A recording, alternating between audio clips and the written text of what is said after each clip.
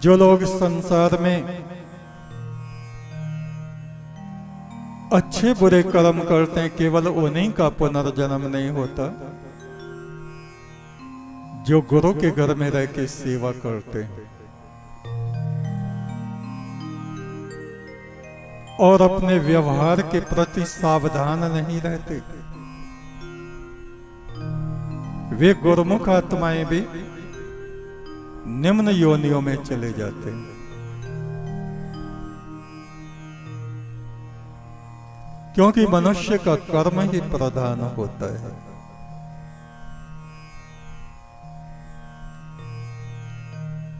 ये घटना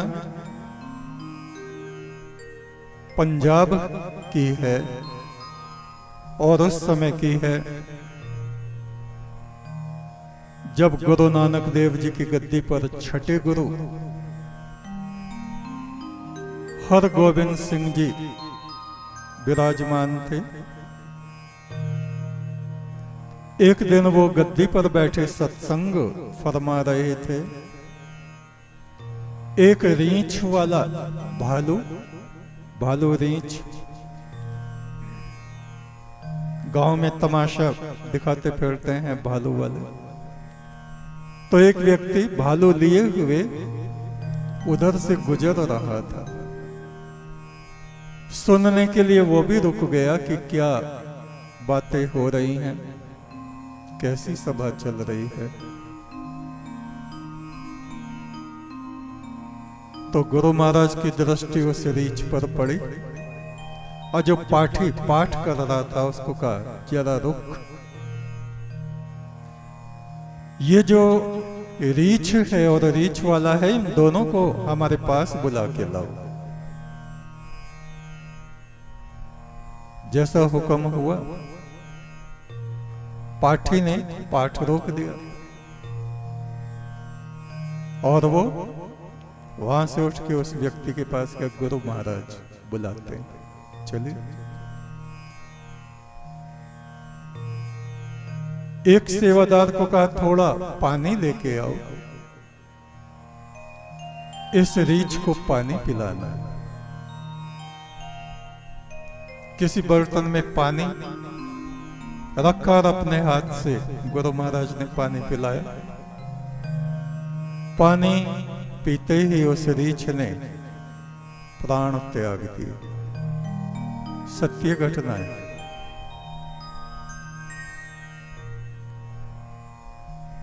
रीछ वाला तो रोने लगा, मेरी तो रोजी रोटी जाती रही, गुरु महाराज मैं अब क्या करूंगा। कहा, तो दुखी मत हो, ये रीछ तूने कितने का लिया था, दूसरा ले लेना। जी इतने का लिया था, ठीक है, इतने पैसे हम तुझे दिलवाए देते। उसको उतना धन गुरु महाराज ने दिलवा दिया। सारी संगत वहां बैठी थी। सोचा ये क्या हुआ। जो पाठी था, गुरु महाराज ने उससे पूछा, भाई तुम्हें मालूम है ये रीछ कौन था? बोले, नहीं साहब, मुझे तो अपनी भी आत्मा का पता नहीं, मेरे शरीर में आत्मा किस तरह की है। कहा, ये तुम्हारे पिता थे जो पंचम गुरु हुए हैं हमसे पहले,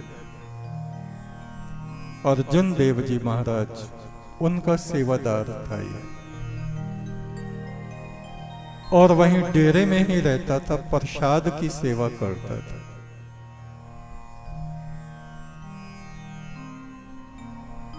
एक बार क्या हुआ कि ये कड़ा प्रसाद बांट रहा था, हलवे का प्रसाद, और भी सेवादार थे बंटवाने में। शाम हो चुकी थी, सूरज छिपने जा रहा था। कुछ किसान अपनी बैलगाड़ियां लिए हुए और कुछ घास वगैरह सामान गाड़ियों में रखे हुए। उधर से आए, उन्होंने गाड़ियां रोकी, धूल उड़ रही है, कच्चे रास्ते हैं। वे किसान वहां आए,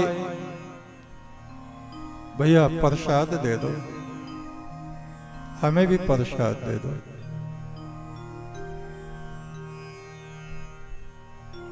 तुम्हारे पिता ने बड़े क्रोध में आके कहा, अपनी शक्ल देखिए कैसी हो रही, ऊपर से नीचे तक धूल में सने हो, कपड़े धूल में हो रहे हैं, ऐसे मेरे ऊपर को रीछ की तरह चढ़े चले आ रहे हो, पीछे हटो। ये वचन उसने कहा। वे किसान फिर भी चुप हो गए, कोई बात नहीं, गुरु महाराज का सेवक है, हम तो कभी कभी आते हैं। फिर दोबारा वो हिम्मत करके आ गए, भैया दे दो प्रसाद,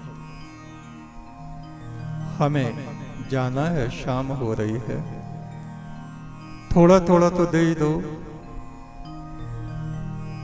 उसने फिर वही वचन कहे, क्या रीछ की तरह लिपट रहे हो, हाथ देखो कैसे गंदे हो रहे, और पीछे हटो, बाद में तुम्हें प्रसाद मिलेगा अगर बचा तो। फिर तीसरी बार वो आए, कहा भैया थोड़ा थोड़ा दे। तो बांटते हुए गुस्से में उसने दिया तो प्रसाद नीचे गिर गया। उन्होंने उठाया, माथे से लगाया, धूल उस पे से झाड़े, खा लिया। उनमें किसानों में एक गुस्सेबाज आदमी था, बोला तो गुरु के पास रह के इतनी ऐंठ दिखा रहा है, ऐसा लगता है अगले जन्म में तू रीछ बनेगा। तो कभी कभी की बात ऐसी होती है, गुरु हरगोविंद सिंह जी बोले, ये वही सेवादार है पंचम गुरु का, और अब ये रीछ बन गया। तो जो पाठी था उसने कहा, गुरु महाराज फिर नामदान लेने का क्या फायदा हुआ, गुरु की सेवा करने का क्या फायदा हुआ, मेरा पिता अपना घर छोड़ के आपके घर में रहता था। बोले फायदा ये हुआ कि इस जोनी से हमारा जीव था, हमने इसका पीछा छुड़वा दिया, फायदा तो ये हुआ। दूसरी बात यह है कि गुरु के घर में रहते हुए भी यदि तुम्हारा व्यवहार दुनियादारों से भी बदतर है, लड़ना झगड़ना, कटु वचन बोलना, आदमी को आदमी ना समझना, रीछ कुत्ते बिल्ली जैसा समझना, तो उस परिणाम को कौन रोकेगा? जो मनुष्य का कर्म है वो उसे अवश्य भोगना पड़ता है। एक और घटना है पंजाब की। व्यास में महाराज सावन सिंह थे, उस समय गुरु पद पे। उनके एक सेवादार थे, एक आदमी एक औरत, पति पत्नी, दोनों पर नामदान थे, सिमरन भजन भी करते थे।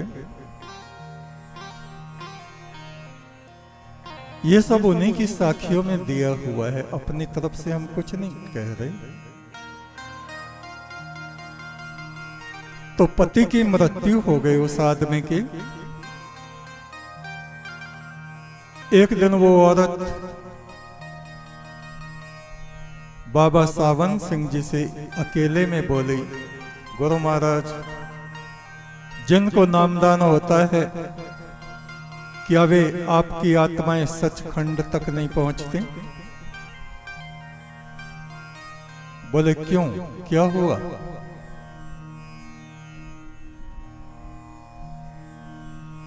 जब नामदान है और उस नाम की कमाई कर रहे हैं तो सचखंड भी पहुंचेंगे।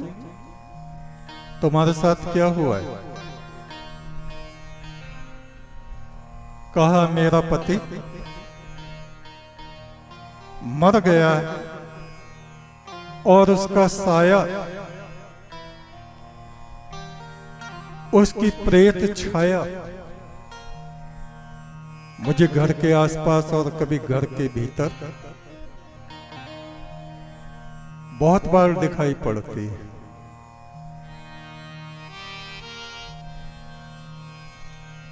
सावन सिंह ने कहा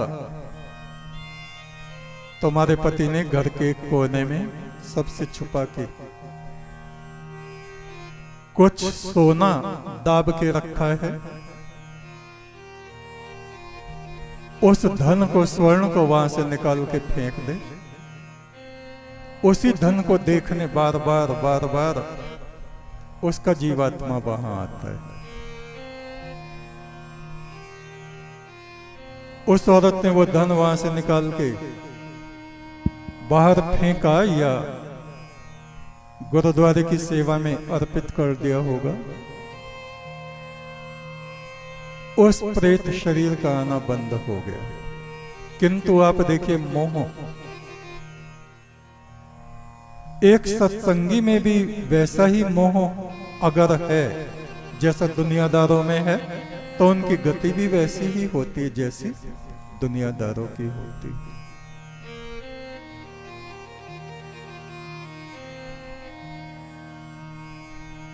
पंजाब की ही एक और घटना है। एक गुरुद्वारे में दो गुरु भाई बैठे, लंगर चल रहा है और उन्होंने देखा कहीं से दो आत्माएं, मलिन वस्त्र चेहरे। उन्होंने देखा ये मनुष्य नहीं, ये भटकती हुई आत्माएं, और हैं उसी गुरुद्वारे की। पहचान भी लिया और एक तरफ बैठे हैं उदास, न खा रहे हैं, न पी रहे हैं, न आपस में बोल रहे हैं। ये गति भी मनुष्य की तब होती है जब वो गुरमुख होने के बाद भी, सेवादार होने के बाद भी गलत तरीके से या तो सेवा कर रहा है, गलत तरीके से बोल रहा है, गलत तरीके से लोगों से व्यवहार कर रहा है।